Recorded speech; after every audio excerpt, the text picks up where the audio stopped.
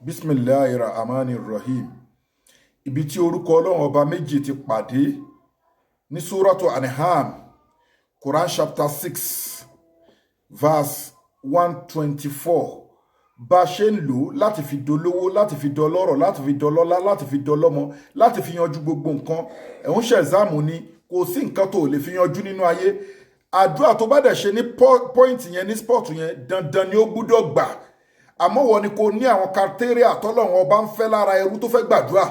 Pé wá ṣàdúrà ní spọ́ọ̀tù tí orúkọ Ọlọ́run ọba méjì ti pàdé yìí, pé kò wá gbà, ìwọ ni kò ṣẹ́kì ara ẹ̀. Torọ́ Ọlọ́run ọba kò ní sọ̀rọ̀ kó má rí bẹ́ẹ̀. Inna Allaha la yuslimu an-nasa shay'an walakinna an-nasa anfusahum yaslimun. Ọlọ́run ọba ní mi ní ṣàbòsí èèyàn kankan o.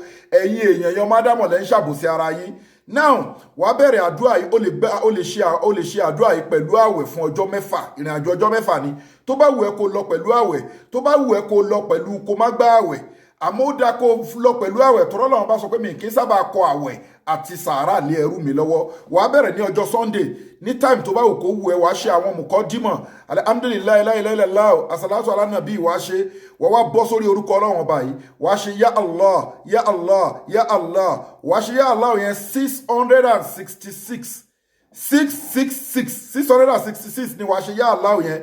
Wàá wá bọ́ sórí àyà tá ń sọ pé ibi tórúkọ Ọlọ́run ọba méjì ti pàdé yìí, wàá wá bọ́ síbẹ̀, ẹ̀mẹ́ta ló máa wé òun, mísílà máa ń tí àrùsùlù láàhì.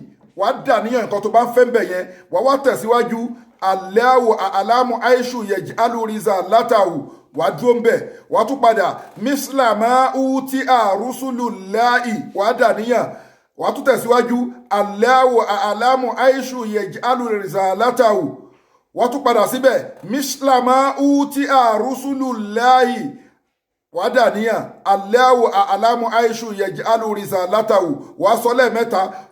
Fásì ibi tó rúkọ Ọlọ́run bá méjì ti pàdé yìí, ó wà ní Quran chapter 6 verse 124 Suratu An'am. Tó bá ti ṣe bẹ́ẹ̀ yẹn, wàá tún wá bọ́ sísàlẹ̀ padà, wàá ṣe ya Allah, ya Allah 666.